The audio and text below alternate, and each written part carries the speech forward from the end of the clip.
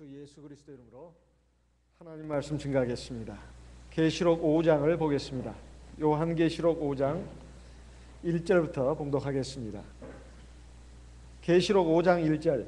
내가 봄에 보좌에 앉으신 이의 오른손에 책이 있으니 안팎으로 썼고 7 인으로 봉하였더라. 또 봄에 힘있는 천사가 큰 음성으로 외치기를 누가 책을 펴며 그 인을 떼기에 합당하냐 하니 3절. 하늘 위에나 땅 위에나 땅 아래에 능히 책을 펴거나 보거나 할 리가 없더라. 이 책을 펴거나 보거나 하기에 합당한 자가 보이지 않기로 내가 크게 울었더니 5절. 장로 중에 하나가 내게 말하되 울지 말라. 유다 지파의 사자 다윗의 뿌리가 이기었으니 이 책과 그 7인을 떼시리라 하더라. 내가 또 보니 보좌와 내 생물과 장로들 사이에 어린 양이 섰는데 일찍 죽임을 당한 것 같더라. 7뿔과 7 눈이 있으니 이 눈은 온 땅에 보내심을 입은 하나님의 7 영이더라. 7절. 어린 양이 나와서 보좌에 앉으신 이의 오른손에서 책을 취하시니라. 책을 취하심에 네 생물과 24 장로들이 어린 양 앞에 엎드려 각각 검은 고와 향이 가득한 금 대접을 가졌으니 이 향은 성도의 기도들이라. 새 노래를 노래하여 가로되 책을 가지시고 그 인봉을 떼기에 합당하시도다. 일찍 죽임을 당하사 각 족속과 방언과 백성과 나라 가운데서 사람들을 피로 사서 하나님께 드리시고 저희로 우리 하나님 앞에서 나라와 제사장을 삼으셨으니 저희가 땅에서 왕노릇 하리로다 하더라. 11절. 내가 또 보고 들음에 보좌와 생물들과 장로들을 둘러선 많은 천사의 음성이 있으니 그 수가 만만이요 천천이라. 큰 음성으로 가로되 죽임을 당하신 어린 양이 능력과 부와 지혜와 힘과 존귀와 영광과 찬송을 받으시기에 합당하도다 하더라. 13절. 내가 또 들으니 하늘 위에와 땅 위에와 땅 아래와 바다 위에와 또 그 가운데 모든 만물이 가로되 보좌에 앉으신 이와 어린 양에게 찬송과 존귀와 영광과 능력을 세세토록 돌릴지어다 하니 네 생물이 가로되 아멘 하고 장로들은 엎드려 경배하더라. 성경에서 계시록은 결론이 되는 책이라고 할 수 있습니다. 하나님이 우리 인간의 구원을 위해서 주신 책이 바로 성경인데 그 내용에 가장 이제 결론이 되고 핵심이 되는 책은 바로 계시록이라고 할 수 있습니다. 그렇다 해서 성경에서 계시록이 가장 중요하다 이렇게 말할 수는 없습니다. 그래서 계시록이 이제 모든 하나님의 말씀에 대한 하나의 결론 부분으로서 우리 하나님 앞에 구원받을 백성들이 하나님 앞에 어떤 신앙으로 서야 되고 어떤 사람이 되어야 되고 어떻게 살아야 될 것인가, 이것을 지금 현재 일어나고 있는 일 그리고 속히 이루어질 일들을 갖다가 예언 형식으로 우리에게 알려주심으로써 우리에게 경각심을 가지고 하나님 앞에 좀 더 참된 신앙, 바른 신앙 그리고 온전한 신앙인으로서 하나님 앞에 나아갈 것을 촉구하는 책이라고 말할 수 있습니다. 계시록 3장까지는 현재 있는 일들에 대해서 하나님께서 사도 요한을 통해서 계시하신 말씀이라면 4장 이후로는 앞으로 이루어질 일들 그리고 속히 이루어질 일들에 대해서 하나님께서 말씀하신 내용입니다. 그 중에서도 계시록 4장과 5장은 서론에 해당되는 장이라고 할 수 있습니다. 먼저 지지난 시간에 우리가 계시록 4장까지 했었습니다. 그 4장에 보게 되면 하나님께서 장차 이루어질 일에 대해서 말씀하시면서 이제 하나님의 영적인 그 나라를 갖다가 환상으로 보여주고 있습니다. 그 내용이 바로 보좌가 있고 하늘의 보좌가 베풀어졌고 그리고 보좌에 앉으신 이의 모양에 대해서 이제 설명하고 있습니다. 그리고 보좌 주위에 24 장로들이 있고 그리고 네 생물이 있다고 하는 것, 보좌 주위에 네 생물이 있고 24 장로가 있다는 것을 보여주었습니다. 이 보좌는 바로 영적으로 봤을 때 하나님의 보좌입니다. 하나님의 보좌고 그 보좌에 앉으시는 분은 우리 참 하나님 주 예수 그리스도가 되겠습니다. 그리고 그 보좌는 이 땅에서 참 교회를 상징한다, 이렇게 우리가 봐야 되겠습니다. 그리고 보좌 주에 있는 네 생물은 실제로 네 생물이 있다는 것이 아닙니다. 그 네 생물은, 네 생물과 24 장로들은 완성된, 영수면에서 완성된 참교회의 지도자들과 성도들을 가르친다고 우리 선배님들이 하나님의 성령의 계시를 받아가지고 그렇게 풀이해놨는데, 우리가 거의 다 그렇게 다 그 점에 있어서 동의하고 있습니다. 뭐 소도 있고 독수리도 있고 사람 같은 것도 있고, 그리고 사자 같은 것이 있는데, 그런 하나님의 보좌에 사자가 있고 독수리가 있고 그리고 소가 있고 사람 얼굴 같은 것이 있고, 그 뜻이 아닙니다. 이것은 신앙면에서, 진리면에서, 성품면에서, 영수면에서 완성된 성도라면, 독수리 같은 면, 그 뒤에 그 다음에 소 같은 그 순수한 신앙과 순종심, 그리고 사자 같은 용맹함, 그리고 사람을 긍휼히 여기고 불쌍히 여기는 어떤 인간의 얼굴, 이 모습을 갖춰야 된다는 것이고, 그리고 24 장로들도 마찬가지입니다. 실제로 교회에서 장로들이 바로 여기에 해당된다, 그렇게 보시면 안 되고요. 교회에서 장로들이 바로 24 장로들이다, 그렇게 봐서는 안 됩니다. 여기서 말하는 네 생물과 24 장로들은 신앙면에서, 영수면에서 완성된 참 성도를 가리킨다, 그리고 지도자들을 가리킨다, 이렇게 봅니다. 이런 그 영적인 천국에 대해서 4장에서 보여주셨습니다. 그리고 5장에서는 바로 이제 7인으로 임봉된 책에 대해서 말씀하고 있습니다. 이것은 장차 일어날 일에 대해서 그 책에 기록한 것입니다. 근데 여기에 7인으로 봉했다고 했는데요, 봉했다는 말은 아주 누구든지 함부로 열어볼 수 없게끔 딱 쉽게 말하면 뭡니까? 가둬놨다는 것입니다. 가둬놨다는 거예요. 7인이라고 하는 것은 완전 숫자를 말합니다. 성경에는 이 인이 무엇을 상징하는가 하면 성령을 상징하는 것으로 곳곳에 나와 있습니다. 에베소서 1장만 하더라도 성령을 받은 성도는 장차 천국에 들어갈 기업에 인침을 받았다, 이렇게 되어 있습니다. 도장을 받았다. 그래서 성령, 인은 바로 성령을 상징하는 겁니다. 그러면 7인으로 봉함을 받았다는 것은 성령이 아니고서는, 성령의 허락하심이 아니고서는 이 책은 볼 수가 없는 책이다, 이런 뜻입니다. 그런데 이 보좌에 앉으신 이가 그 7인으로 봉한 책을 가지고 있었는데, 하늘의 그 힘 있는 천사가 큰 음성으로 외쳤다고 하는 말씀이 여기 기록되어 있습니다.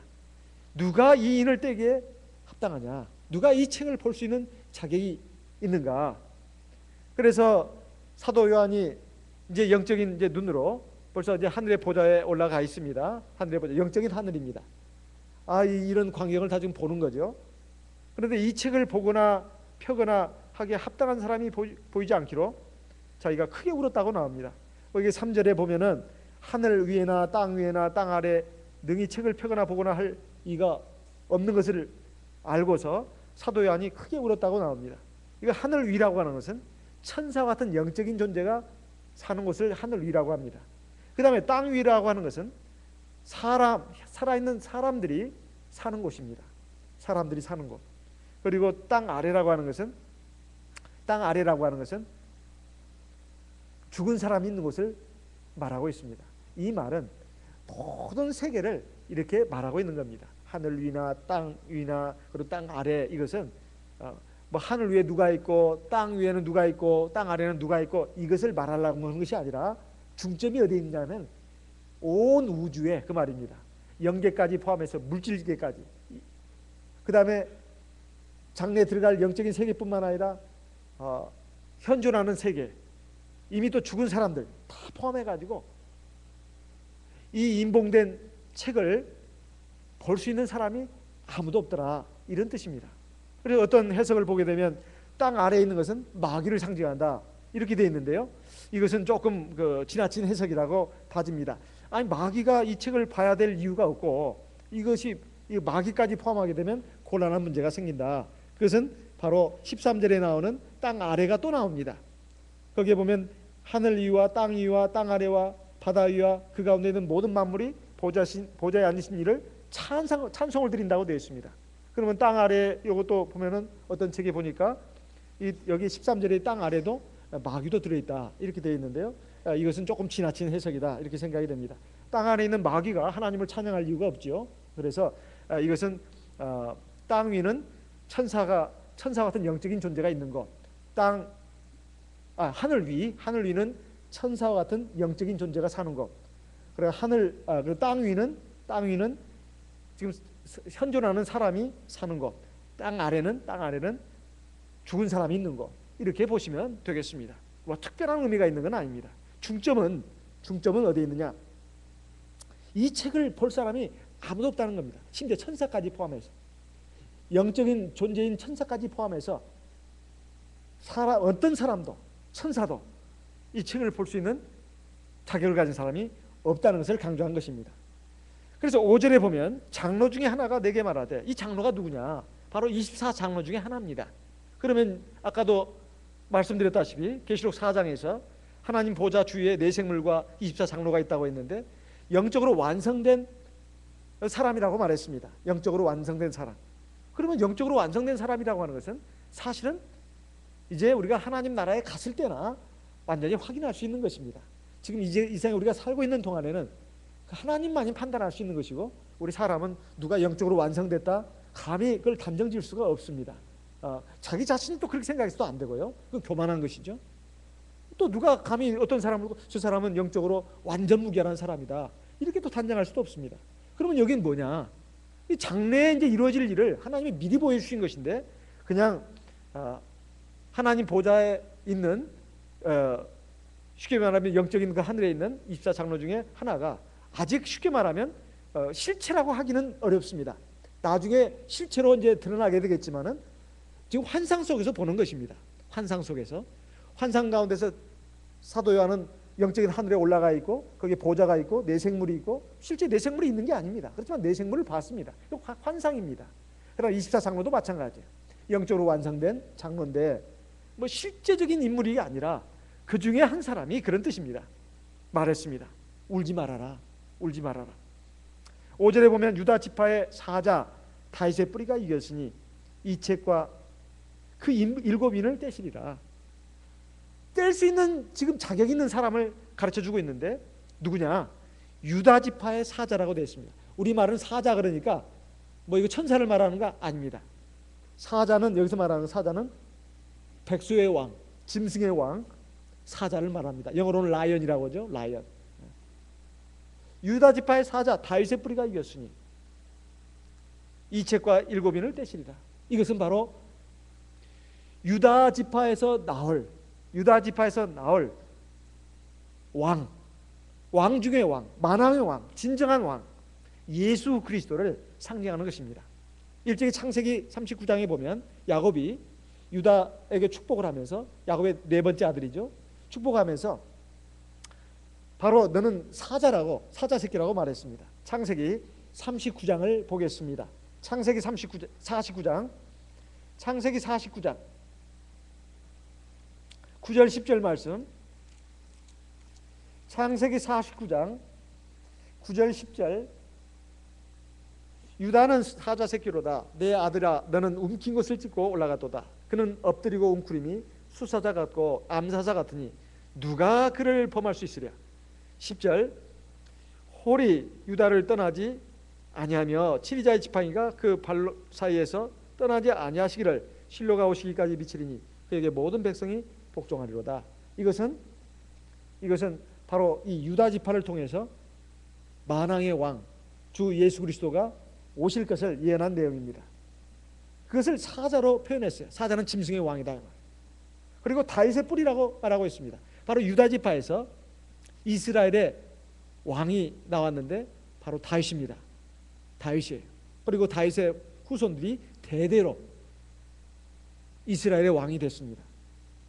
그리고 다윗의 후손으로 예수님이 오셨습니다.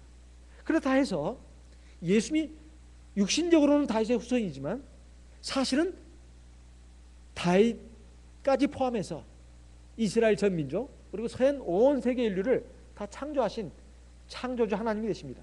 그래서 다윗의 뿌리라고 말하고 있어요. 원래 뿌리에서부터 시작되는 거 아닙니까? 나무가. 그러니까 다윗조차도 예수님에 의해서 만들어진 피조물이라는 뜻입니다. 그리고 예수님은 스스로를 또 겸손하게 말씀하시기를 자기는 다윗의 뿌리지만은 다윗의 후손으로 오셨다. 이렇게도 말씀하셨습니다. 계시록 22장을 보겠습니다. 계시록 22장 16절 같이 읽어보겠습니다. 계시록 22장 16절 같이 읽겠습니다. 나 예수는 교회들을 위하여 내 사자를 보내어 이것들을 너희에게 증거하게 하였노라. 나는 다윗의 뿌리요 자손이니 곧 광명한 새벽별이라 하시. 다윗의 뿌리라는 말은 다윗의 조상이라는 말입니다. 근데 또 조상이면서 또 다윗의 자손으로 오셨다는 말이에요. 그게 사실은 다윗은 하나님의 자녀입니다. 예수님 바로 하나님이십니다. 하지만 그 하나님이 육신적으로는 다윗의 계통을 통해서 오셨다는 이런 말씀입니다. 그래서 다윗의 후손이라고 말합니다. 어느 날 예수님이 자기를 따르는 제자들에게 물었습니다. 너희는 그리스도가 누구의 자손이라고 생각하느냐? 그때 사람들은 구약 성경을 너무나 잘 알고 있었기 때문에 다윗의 자손입니다. 이렇게 말했습니다. 거기에 대해서 예수님이 뭐라고 말씀하셨을까요? 마태복음 22장 41절을 보겠습니다. 마태복음 22장 41절. 마태복음 22장 41절. 바리새인들이 모였을 때 예수께서 그들에게 물으시되 42절 너희는 그리스도에 대하여 어떻게 생각하느냐? 네 자손이냐? 대답하되 다윗의 자손이니이다. 43절 가라사대 그리스도에 대하여 어떻게 생각하느냐? 네 자손이냐? 다윗의 자손이다. 43절 가라사대 그러면 다윗이 성령에 감동하여 어찌 그리스도를 주라 칭하여 말하되 주께서 내 주께 이르시되 내가 네 원수를 네 발 아래 둘 때까지 내 우편에 앉았으라 하셨도다 하였느냐? 45절 다윗이 그리스도를 주라 칭하였은즉 어찌 그의 자손이 되겠느냐 하시니 46절 한 말도 능히 대답하는 자가 없고 그날부터 감히 그에게 묻는 자도 없더라. 자, 예수는 육신적으로는 다윗의 자손으로 오셨지만은 다윗의 자손이 아니다. 영적으로는 아니다 이 말입니다. 오히려 다윗을 지으신 분입니다. 그렇지만 성경이 응하게 하려고 지금 이렇게 주님께서 이 사도 요한을 통해서 계시록에다가도 이렇게 말씀하고 있는 겁니다. 바로 예수 그리스도가 만왕의 왕으로서 만주의 주로서 바로 일곱 인으로 봉함된 이 책을 떼실 수 있다. 일곱 인으로 봉함된 책이 뭐냐? 장차 이루어질 일 그리고 속히 이루어질 일 이것을 갖다가 기록한 책을 말하는 것입니다. 근데 이것이 굉장히 중요하다는 것이죠. 그것이 바로 우리 하나님 앞에서 구원받은 우리 성도들, 하나님의 백성들, 하나님의 자녀들이 이 책을 반드시 알아야 되고 읽어야 된다는 겁니다. 요즘 그 사람들 보면 TV 뉴스도 봅니다. 일기예보도 보죠. 비가 오나 안 오나. 우리 이번에 놀러 가야 되는데 비 오면 큰일 나지. 이번에 행사가 있는데 비가 오면 안 되지. 이런 식으로 해서 알아봅니다. 어디 그것만 보겠습니까? 그래서 TV 뉴스에 보면 일기예보 봤어? 일기예보 보면은 막 그 일기예보 봅니다. 이번 주간의 날씨는 어떤가?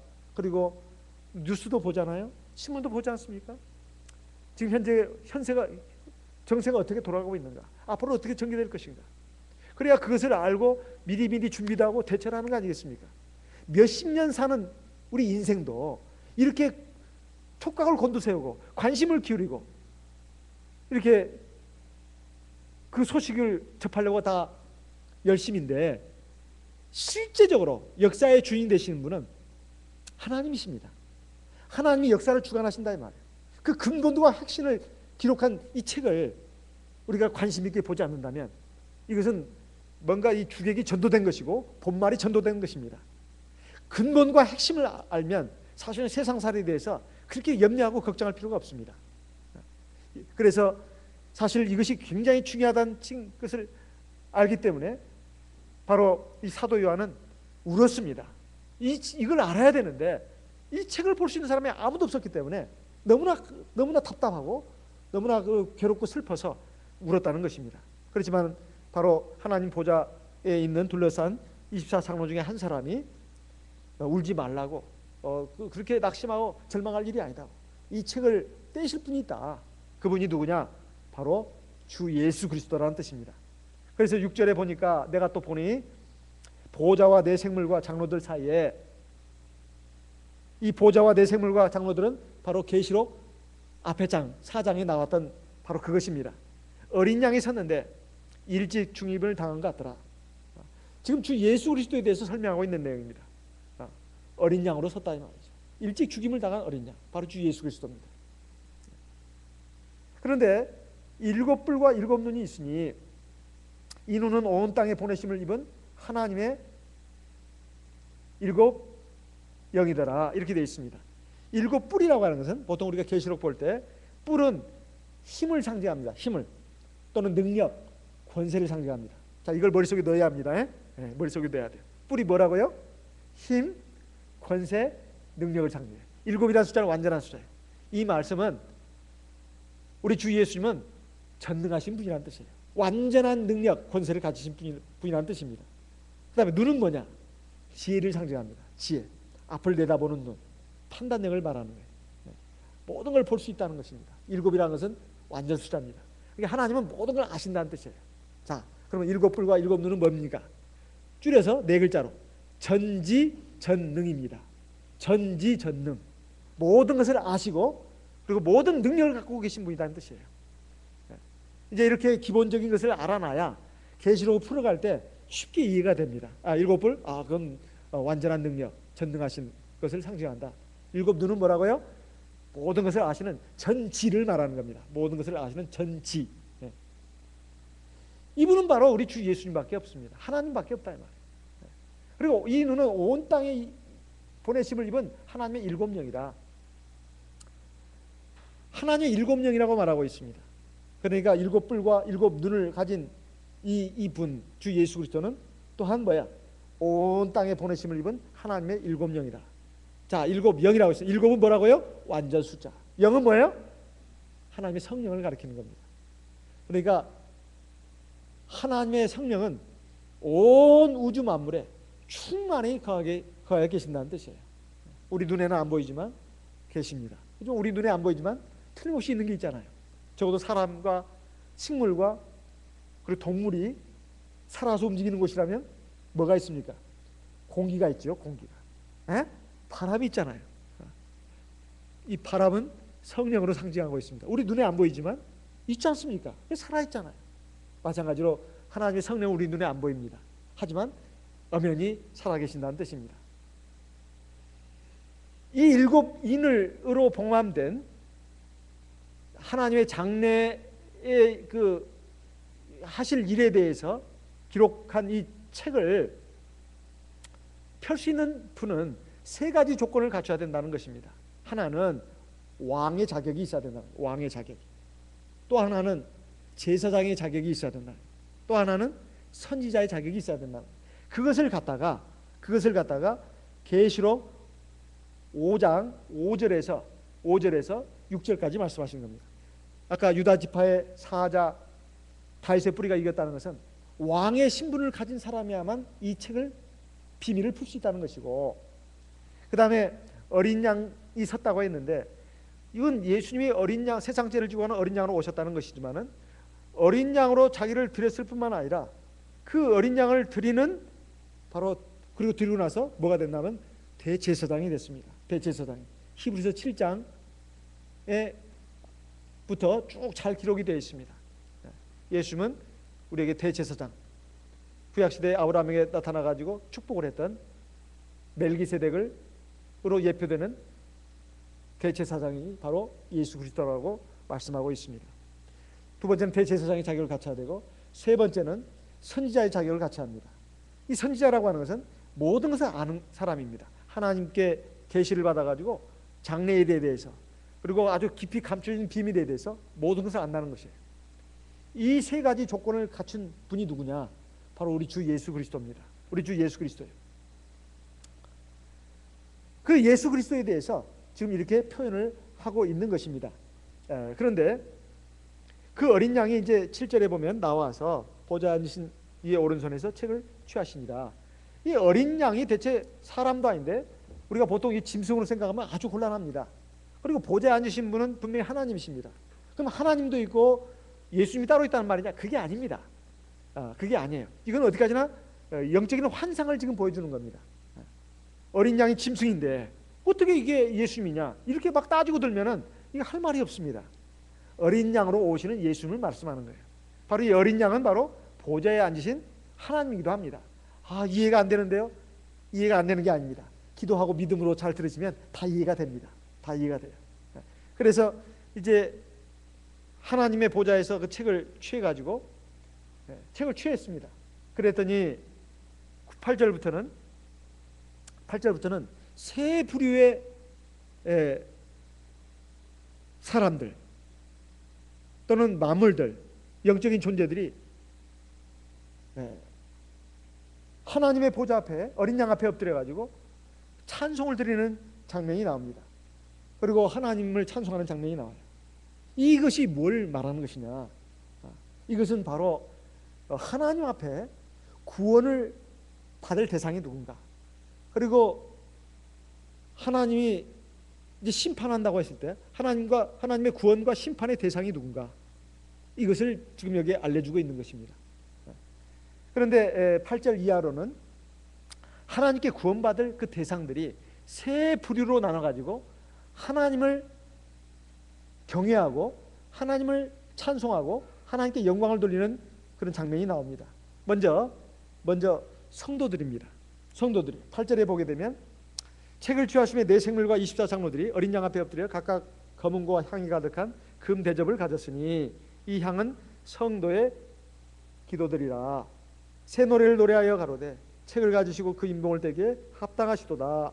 일찍 죽임을 당하사 각 족속과 방언과 백성과 나라 가운데서 사람들을 피로 사서 하나님께 드리시고 10절 저희로 우리 하나님 앞에서 나라와 제사장을 삼으셨으니 저희가 땅에서 왕노릇 하리로다. 하나님 앞에서 구원받을 이제 성도들을 지금 말하고 있는데요. 이 성도들이 하나님 앞에서 어떤 신앙으로 지금 하나님을 경배하고 있는가, 이걸 보여주고 있습니다. 먼저 8절에 보면 네 생물과 24장로들이 어린 양 앞에 엎드려 가지고 검은고와 향이 가득한 금대접을 가졌다고 나옵니다. 이 향은 성도들의 기도들이라. 그러니까 그 향, 금대접에 가득하게 담겨있는 그 향을 갖다가 어린 양에게 드린다는 뜻입니다. 그게 뭐냐? 여기에 보니까 성도의 기도들이라 이렇게 나옵니다. 성도의 기도들이라. 여기에 근데 기도를 갖다가 향이라고 표현하고 있어요. 옛날 구약시대에는 1년에 한 차례씩 대속죄일에 이스라엘 전 백성을 위한 속죄 제사를 드렸습니다. 그리고 각 절기마다 또 제사가 있었고, 그리고 뭐 관원들이나 제사장이나 또는 일반 평민 그 밖에 뭐 불치의 병에 걸렸다가 정결함을 받은 사람이라든가 이 제사의 종류가 굉장히 많았습니다. 그런데 거기에와 더불어 가지고 매일 아침 저녁으로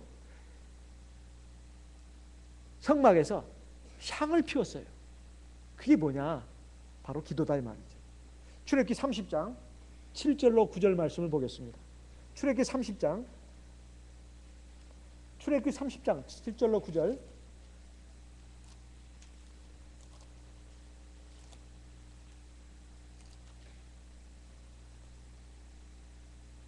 출애굽기 30장 7절에서 9절. 아론이 아침마다 그 위에 향기로운 향을 사르되, 그 위라는 것은 그 앞절에 나와 있는 속죄소를 말합니다.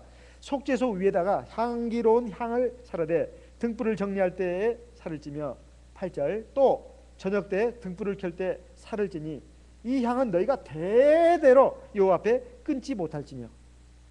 오늘날은 뭡니까? 이 향이 기도를 예표하는 것이라면 우리가 아침 저녁으로 하나님 앞에 매일 기도해야 된다는 거예요.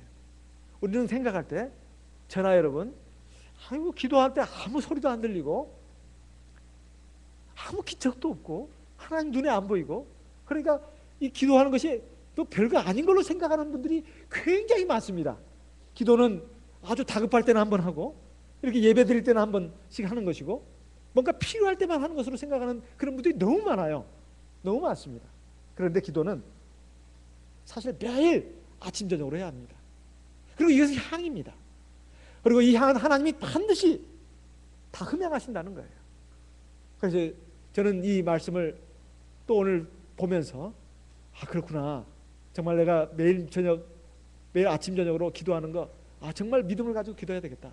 그리고 하나님은 그 기도를 다 들으시고 그 향 대접에 다 받아가지고 그대로 하나님이 다 흠양하신다고 하는 거.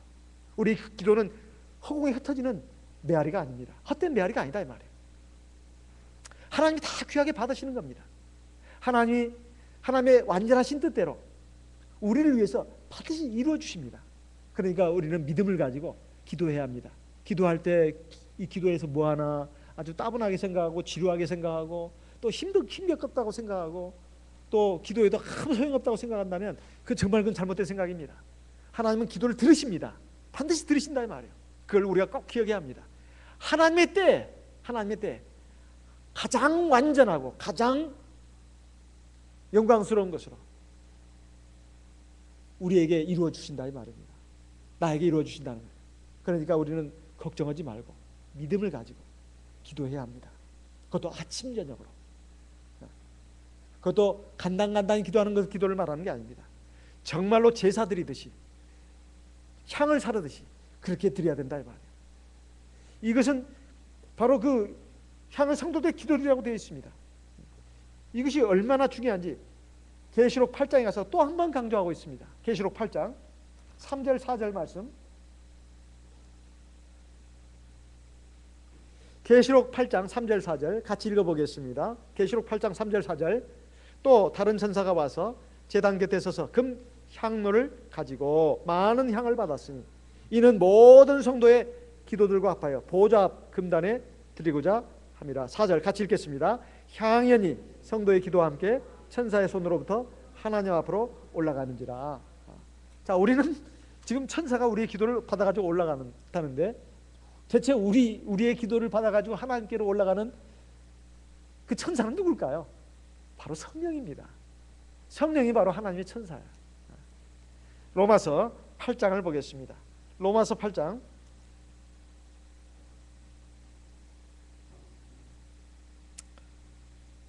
로마서 8장 26절. 이와 같이 성령도 우리 연약함을 도우시나니 우리가 마땅히 빌 바를 알지 못하나 오직 성령이 말할 수 없는 탄식으로 우리를 위하여 친히 간구하시느니라. 27절 같이 읽겠습니다. 마음을 감찰하시는 이가 성령의 생각을 아시나니 이는 성령이 하나님의 뜻대로 성도를 위하여 간구하십니다. 그래서 우리 마음에 이번에 확실하게 새깁시다. 아, 내가 기도할 때 이 기도는 헛된 메아리가 아니다. 허공에 흩어지는 그런 헛된 메아리가 아니다.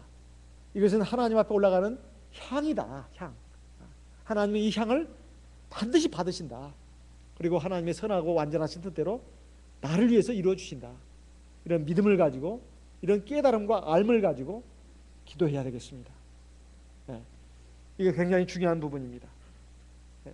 이것이 바로 우리가 하나님 앞에서 해야 될 일입니다. 그 다음에 9절에 보면, 계시록 5장 9절에 보면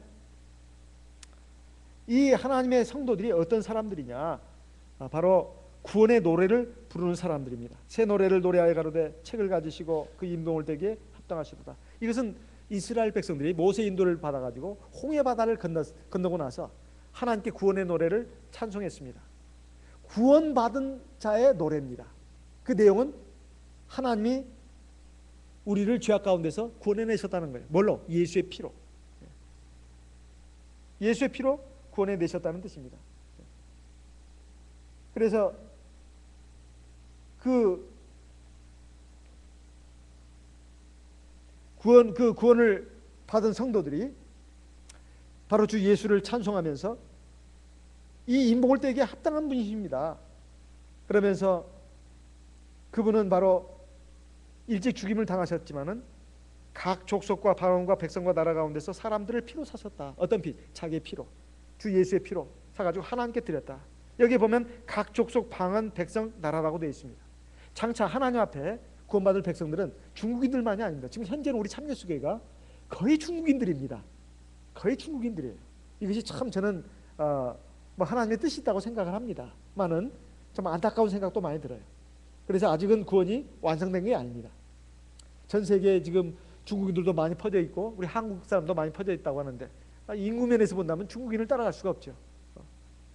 그런데 이 중국인들이 전 세계에 지금 퍼져 있는데 그 지금 우리 참여수교가 전 세계에 퍼져 있다고 하지만은 사실은 중국 사람들이 거의 다 그 신도들입니다.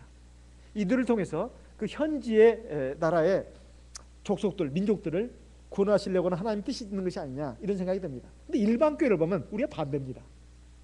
전 세계적으로 미국 다음으로 우리 한국이 전 세계 선교사들을 많이 파견했다고 합니다. 그래서 이것으로도 굉장히 유명합니다. 전 세계에 막 기독교가 많이 퍼져나가 있는데요. 옛날에는 미국, 두 번째 캐나다, 그 다음에 세 번째가 우리 한국이었다고 합니다. 지금은 캐나다도 제쳤다고 그래요. 앞으로는 미국도 제칠 것 같습니다. 일반 교회는 전 세계에 막 곳곳에 그냥 선교사를 파견합니다. 그래가지고 교회를 막 하고 또 아프리카에서도 막 복음 전하는 사람들 보면 또 한국 사람이다 이 말이에요. 일반 교회는 한국 사람이고 우리 참예수교회는 중국 사람입니다. 참 희한한 일이죠. 그런데 저는 안타까운 것은 우리 한국의 우리 성도님들이 정말로 믿음에 바로 서고 우리 그 중국 우리 영포들의 좋은 신앙을 본받고 해서 그들을 넘어설 수만 있다면 얼마나 좋고 아니면 그들과 비슷하게만 돼도 좋겠다는 생각이 듭니다. 그렇게 해서 우리가 세계 복음화에 같이 동참할 수 있으면 얼마나 좋을까요? 그런데 우리는 아직 우리 나라의 이 복음화도 지금 참 힘겨운 상황입니다. 그래서 우리가 이 부분을 가지고도 기도를 해야 되겠습니다. 외국에 나가면 다 애국자가 된다는 말 있지 않습니까? 국제회 가보면 참 그 서글픔에 눈물이 납니다.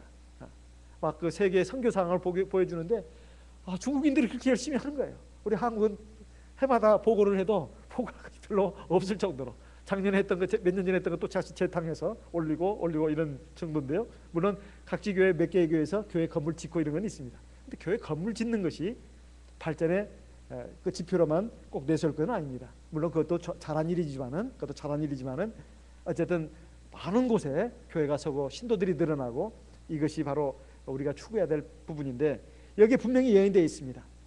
각 나라, 각 족속, 각 백성 가운데서 하나님께서 사람들을 피로 사가지고 자기 백성으로 삼으셨다는 것이 나옵니다. 그래가지고 10절에 보면 저희로 우리 하나님 앞에서 나라와 제사장을 삼으셨으니 저희가 땅에서 왕 노릇하리로다. 원문 성경을 보게 되면 여기 나라는 왕으로 표현되어 있습니다. 왕으로.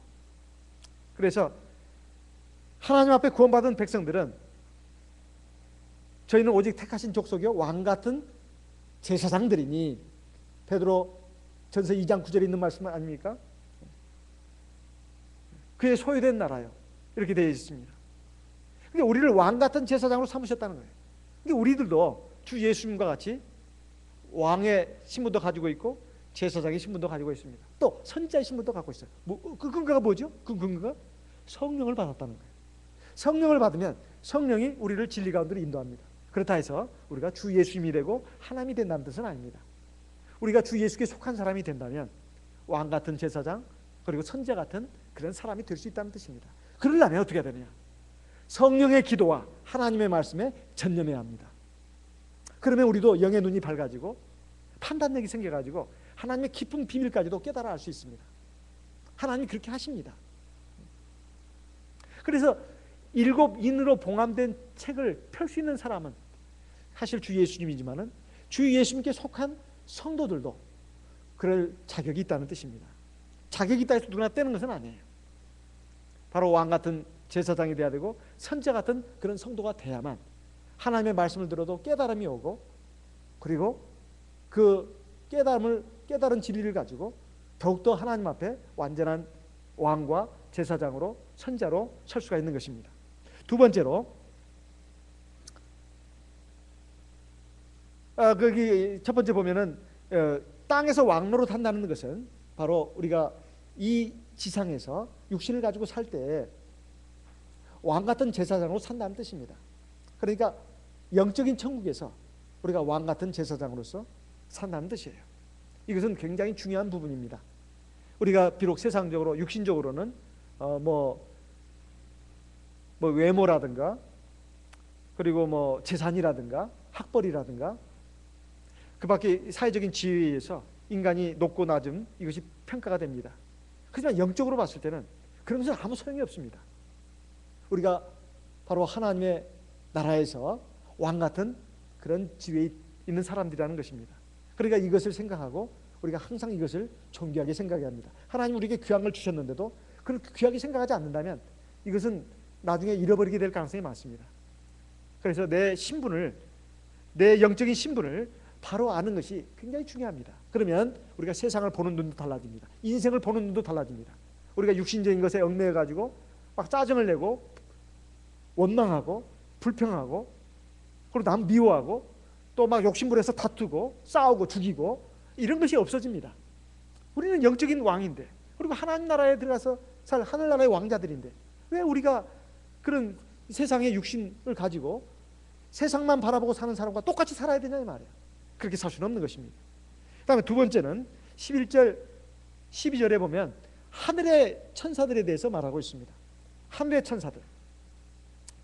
이 천사들은 그 수가 만만이요 천천이라고 되어 있습니다.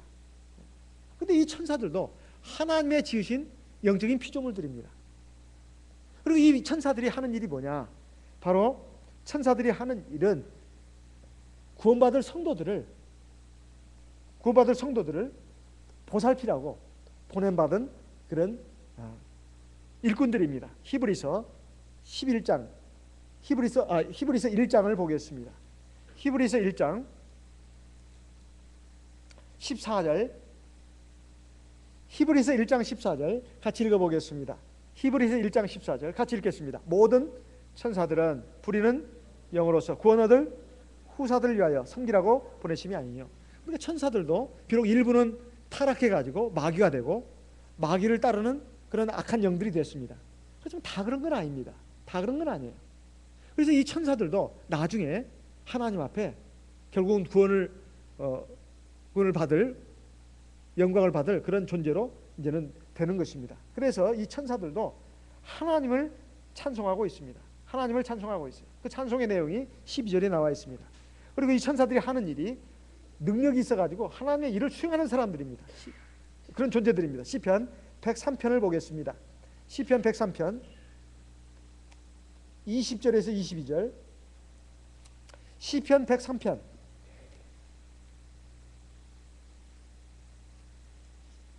시편 103편 22절 같이 읽어보겠습니다. 20절부터 22절까지 시편 103편 20절부터 22절까지 같이 읽겠습니다. 능력이 있어 여호와의 말씀을 이루며 그 말씀의 소리를 듣는 너희 천사여 여호와를 송축하라. 여호와를 봉사하여 그 뜻을 행하는 너희 모든 천군이여 여호와를 송축하라. 여호와의 지으심 받고 그 다스리는 모든 곳에 있는 너희여 여호와를 송축하라. 그래서 앞으로 구원과 심판의 대상이 될 그 존재들이 누구냐? 영적인 존재들인 천사들입니다. 물론 마귀도 해당됩니다. 마귀는 원래 천사들이었는데 교만해가지고 타락한 악한 영들입니다. 그러니까 천사들과 악한 영들, 그 영적인 존재들도 하나님이 나중에 상벌을 내리신다 이 말이에요. 상벌을 내리신다. 그래서 하나님을 찬송하는 것입니다. 하나님을 찬송하는 거예요. 그다음 세 번째, 계시록 5장 13절 이하에 보게 되면 이제 만물들이 나옵니다. 만물들. 계시록 5장 13절 14절에 보면 내가 또 들으니 하늘 위에와 땅 위에와 땅 아래와 바다 위에와 또 그 가운데 모든 만물이 가로되 하늘 위에는 새들이 날지 않습니까? 땅 위에는 사람뿐만 아니라 동물들 각종 식물들이 있습니다. 그리고 땅 아래에는 벌레들이 있지 않습니까? 뭐 지렁이도 있고 뱀도 있고 또 두더지도 있고 이 땅 아래에 있는 사는 그 동물들과 곤충들이 제법 많습니다. 그리고 바다 속에도 있습니다. 바다에도 이 생물들이 있다 이 말이죠. 이 모든 만물들이 또 보좌에 앉으신 이와 어린 양에게 찬송을 돌립니다. 왜 그러냐? 이들도 나중에 구원의 대상이다 이 말이에요. 구원의 대상이다. 어떤 분들은 말하기를 하나님 나라에 가면 나중에 구원받게 되면 사람만 구원을 받는 것이지 만물은 구원받지 않는다, 이렇게 말하는 사람이 있는데, 로마서 8장에 보게 되면 그 말씀이 아닙니다. 로마서 8장을 보겠습니다. 로마서 8장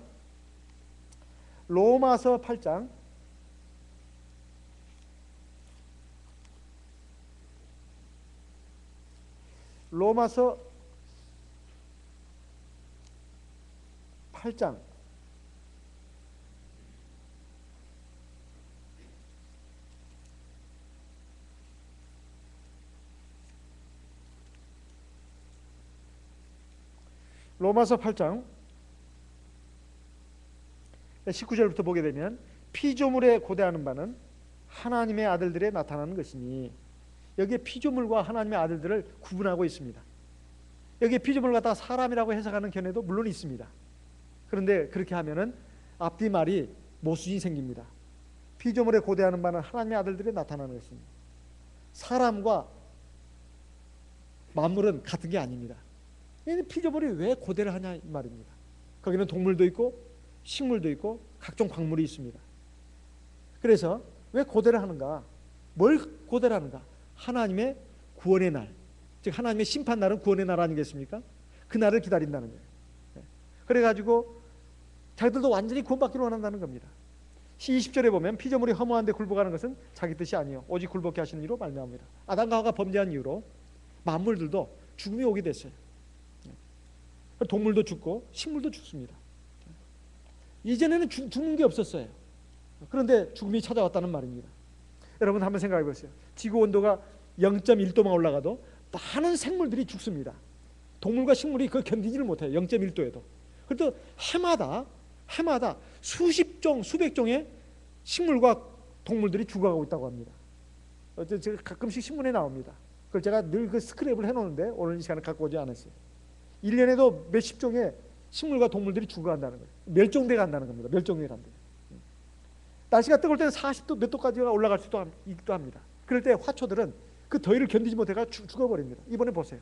너무 뜨거우니까 고추가 다 말라 비틀어지고 죽고, 또 과일도 무슨 열사병인가 들어가지고 막 그냥 딱 툭툭 떨어지고 다 그러지 않습니까? 썩어서. 이 견뎌내지 못하는 것이죠. 또 벌레들, 균들, 이것에 의해서 동물과 식물들이 또 죽어갑니다. 그래서 사실 동물이나 식물이나 영적인 눈으로 보게 되면 다 수고와 고통 가운데 있다는 말이에요. 또 썩어짐의 종로로 타고 있다는 말입니다. 그런데 이제 사람이 하나님 앞에 구원받은 사람들이 구원받는 그 구원의 완성에 이르는 그날에 되게 되면 이 피조물들도 이 썩어짐의 종로에서 해방된다는 뜻입니다. 그래서 믿음 좋은 우리 성도님들이, 또는 하나님의 특별한 은총을 받은 성도님들이 기도 중에, 환상 중에 천국에 가서 보니까 거기엔 꽃들과 나무들이 다 있다는 거예요. 시냇물도 있고 바다도 있고. 그런데 그 꽃들과 나무들이 노래를 한다는 겁니다. 노래를 한대요. 살아있다는 거예요. 그걸 꺾어가지고 가슴에 꼽아도 소용없대요. 꽃 펴진 그 꽃이 그냥 가서 다시 들러붙는답니다. 천국엔 죽음이 없다는 거예요. 여러 그 성도들의 그 환상, 그것이 거짓말이라고 할 수는 없습니다. 성경에 없는 내용도 아닙니다. 성경에 있습니다. 그곳에는 죽음이 없으니까요. 그리고 계시록 21장에 보게 되면 하나님이 만물을 새롭게 하신다고 분명히 말씀하고 있습니다. 계시록 21장 5절에 보면 보좌에 앉으시니까 가라사대 보라 내가 만물을 새롭게 하노라. 그러면서 7절에 보면 이기는 자는 이것들을 유업으로 얻는다고 되어 있습니다. 그러니까 우리가 새하늘과 새 땅, 그리고 그 가운데 새롭게 변화된 만물들이 있는 천국에 들어가는 사람들이 어떤 사람들이냐? 이기는 성도가 들어갑니다.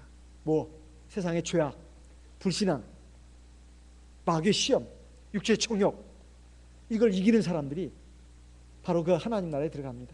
더 이상 죽음도 없고 눈물도 없고 고통도 없고 애통하는 것, 곡하는 거, 아픈 거 다시 잊지 않고 영원한 생명과 영원한 복락이 있는 것, 그리고 만물이 새롭게 변화돼 가지고 다 있는 그곳으로 간다는 뜻입니다. 그렇지만은 8절에 보니까 두려워하는 자들, 믿지 않는 자들, 흉악한 자들, 계시록 21장 8절입니다. 이런 사람들은 그 천국에 못 들어가고 영원한 불못에 들어간다고 되어 있어요. 그러니까 계시록 21장은 1절에서 7절까지는 영원한 천국을 지금 말하는 것이고 8절은 영원한 지옥을 말하는 것입니다. 거기에 영원한 천국에 못 들어가는 사람들은 영원한 지옥에 들어간다는 거예요. 중간은 없습니다. 연옥은 없다 이 말이에요. 천국과 지옥 그 사이에 연옥 없어요. 성경에는 그런 말 없습니다. 그건 사람이 자기 지혜로 만들어낸 개념입니다. 연옥은 없어요. 오직 천국과 지옥만 있을 뿐입니다. 자, 그래서 이 만물들이 바로 찬송한다는 겁니다. 어떻게 바다와 그리고 나무들이, 꽃들이 우리 주 예수님을, 하나님을 찬송할 수 있을까요? 영적인 눈으로 보니까 그렇다는 것입니다. 영적인 눈으로 보니까. 영적인 눈으로 지금 보고 사도 요한이 그 계시를 받은 것을 지금 말한 것입니다.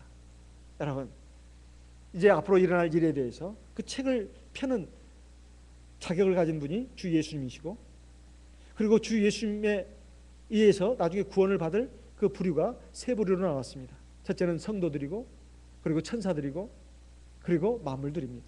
성도들은 믿음을 가지고 하나님 앞에 아침 저녁으로 기도하는 사람들입니다. 그리고 하나님 앞에 엎드려서 경배하고 하나님을 찬송하고 구원의 은혜에 감사하고, 이런 부류의 사람들입니다. 우리가 믿음 생활하는 것이 결코 헛된 것이 아닙니다. 이것은 장차 우리가 하나님 나라에 들어가기 위해서 가는 생명의 길을 가는 것입니다. 그래서 먹고 사는 문제가 물론 중요합니다. 그렇지만은 그것을 우선순위로 해서는 안 됩니다. 예수님께서 오병이어의 기적을 베풀었을 때 많은 사람들이 예수님을 왕으로 삼으려고 막 그 갈릴리 바다를 막 건너가지고 막 따라왔습니다. 예수님이 하시는 말씀이, 너희가 나를 찾는 것이 이 떡을 먹기 위해서 왔구나. 하지만 내가 주는 떡은 이런 떡이 아니다. 바로 하늘에서 내리는 생명의 떡이다. 누구든지 내 살을 먹고 내 피를 마신 자마다 영생을 얻을 것이다. 그래서 사람들이 듣고 있다가, 이게 무슨 귀신 씨다라 까먹는 소리를 하고 있나. 우리는 지금 당장 먹고 사는 문제가 중요한데, 아니 지금 아까 오병이어의 기적을 해놓고서 이 뭐 자기 살을 먹고 피를 먹어야 된다니, 야, 이 양반 우리가 어떻게 뭐 식인종이다라는 소린가? 너무 어렵다 해가지고 많이 물러갔습니다. 우리는 그런 짓 못하겠다고. 그러니까 예수님 물었습니다. 요한복음 6장에 있는 제자들한테, 너희도 나를 떠나가려느냐? 물었습니다. 그때 제자들이 뭐라고 얘기했죠? 영생의 말씀이 주께 있사오니 우리가 어디로 가오리까? 그런데 예수님을 따랐던 많은 사람들은 오병이어의 기적을 보고, 먹고 사는 문제 해결해주고 우리 세상에서 잘 살게 해주고 평안하게 해주고, 이거 진짜 우리 왕이구나, 그렇게 해서 따라왔던 사람들인데, 예수님은 광야에서 하늘에 내리는 만나를 먹고도 너희 조상들은 다 죽지 않았느냐? 그것도 사실 하나님이 내려주신 것이었다. 내가 주는 것은 그 떡과 같지 않다. 영원히 사는 떡이다. 이것은 영원한 하나님 나라를 말하는 것입니다. 우리가 신앙생활하는 것이 우리가 육신의 떡을 먹기 위해서 오는 건 아니지 않습니까? 바로 영원한 생명을 얻기 위해서 오는 거 아니겠습니까? 그렇다면 우리가 이제 구원의 새 노래를 부를 그런 성도들과 같이, 계시록 5장에 기록된 것 같이 아침 저녁으로 우리 향을 사르는 우리 하나님 백성이 되어야 되겠습니다.